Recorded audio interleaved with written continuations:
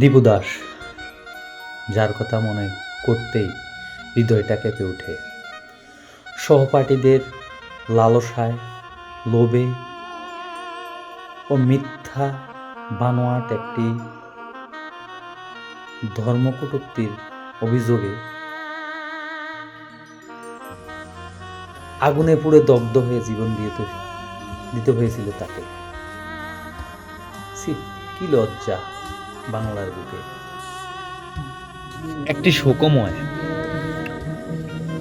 ও নিদারুণ দুঃখজনক ঘটনার সম্মুখীন হয়েছিল পুরো বাংলাদেশ। বিনা দোষে, বিনা অপরাধে একজন নিরহ ব্যক্তি দোষী সাব্যস্ত হয়ে অনেক যন্ত্রণা, জ্বালা, কষ্ট, অগ্নিদগ্ধ হয়ে জ্বলে পুড়ে মৃত্যুবরণ করতে হলো। কিছু মানুষ, কিছু দুষ্কৃতিকারী ও কিছু হুজুগে মানুষ, তাদেরকে মানুষ বললে ভুল হবে, অন্ধ,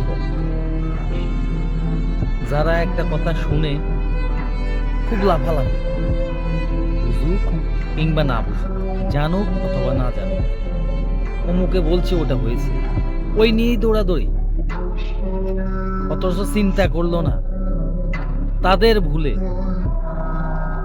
একজন মানুষ কত কষ্ট সহ্য করে নির্যাতিত হয়ে আগুনে দগ্ধ হয়ে জীবন দিয়েছে। অথচ তাদের ভুলে একটা মানুষ মারা গেছে, তার পরিবারের বাকি সদস্যরা তাদের একটা সন্তান হারিয়েছে, একটা সন্তান তার বাবাকে হারিয়েছে, একজন স্ত্রী তার স্বামীকে হারিয়েছে, একটা পরিবার তাদের পরিবারের কর্মক্ষম একটা লোক হারিয়েছে। অথচ এ নিয়ে দেশের কোনো মানুষের মাথা ব্যথা নেই, কোনো চিন্তা নেই, পুরো দেশ ঠান্ডা, কেউ কিছু জানে না, কেউ কিছু বুঝে না। কিন্তু যে হারিয়েছে সে জানে এর কষ্ট কত। আমিও কষ্ট পেয়েছি অন্তর, প্রতিবাদ করতে পারিনি। কার কাছে প্রতিবাদ করি, কি নিয়ে প্রতিবাদ করি? আমাকে ধরে নিয়ে যাওয়ার জন্য, আমাকে আবার জেলে পড়ে দেওয়ার জন্য? দরকার নেই। স্রষ্টা আছে, তিনি কারো পক্ষে নয়, তিনি একান্তই নিরপেক্ষ, তিনি সকলের পক্ষে সমান রায় দেবেন, ওই বিশ্বাস নিয়েই বেঁচে আছে। প্রতিবাদটা এভাবে সম্মুখে সকলের সামনে তুলে ধরার চেষ্টা করি যতটুকু সম্ভব।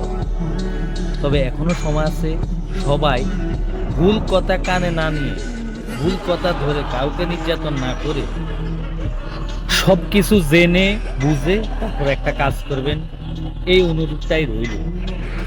দীপু দাসের মতো যেন আর কোনো লোককে মিথ্যে অজুহাতে জীবন দিতে না হয়, যেন তার মতো একটি মানুষ হারিয়ে একটা পরিবার, একটা সন্তান, একজন স্ত্রী যেন কষ্ট পেতে না হয়, সারা জীবন কাঁদতে না হয়, সেদিকে সবাই লক্ষ্য রাখবে। সবার কাছে এই অনুরোধটাই রইল। আর গভর্নমেন্টের কাছে দাবি জানাই, যদি আপনারা মানুষ হয়ে থাকেন, আপনাদের ভিতরে মনুষ্যত্ব থেকে থাকে, বা আপনারা মানুষের কষ্ট বুঝেন, নিজের কষ্ট বুঝেন, তবে অবশ্যই এর সঠিক বিচার করবেন, যেন আর কখনো কোনো কিছু নিয়ে অযথা বাড়াবাড়ি না করে সঠিক জিনিস জেনে বুঝে আইনের মাধ্যমে একটা সঠিক সিদ্ধান্তে আসার চেষ্টা করবেন। কাউকে আঘাত করে কখনো ধর্ম পালন করা যায় না। কোনো ধর্মই কারো কাছে ছোট না, সব ধর্মই বড়, যার যার কাছে তার ধর্ম সবসময় বড়। ধর্ম কখনো কাউকে আঘাত করা শেখায় না, ধর্ম কখনো কাউকে শিখিয়ে দেয় না যে তুমি অমুককে মেরে ফেলো, তমুককে পিটো, মারো, আরো কিছু করো। ধর্ম কখনো এটা শিখায় না। ধর্ম সবসময় শিখায় শান্তি, সুন্দরভাবে সবাই মিলেমিশে চলো, সবাই একসাথে চলো, থাকো, ধর্মটা পালন করো, কিন্তু কেউ কাউকে আঘাত করে না। সম্মান, মর্যাদা ও সম্মানের সাথে, আদাবের সাথে। সকলের কাছে অনুরোধ রইল, আর কখনো এই ধরনের এমন কোনো কাজ করবেন না যেন আপনাদের ভুলে একটা পরিবার নিঃস্ব হয়ে যায়, একটা সন্তান এতিম হয়ে যায়, অনাথ, একজন স্ত্রী বিধবা হয়ে যায় এবং সারা জীবন সে অভাবে কান্না করতে হয়, চোখের জল ঝরাতে হয়। এটা যেন আর কখনো না হয়। সকলের কাছে অনুরোধ রইল, প্রশাসনের কাছে অনুরোধ রইল, এটার একটা সুস্থ বিচার করবেন। ধন্যবাদ সকলকে, ভালো থাকবেন। एक आह भरी होगी हमने न सुनी होगी, जाते जाते तुमने आवाज तो दी होगी। हर वक्त यही है गम, उस वक्त कहाँ थे हम, कहाँ तुम चले गए।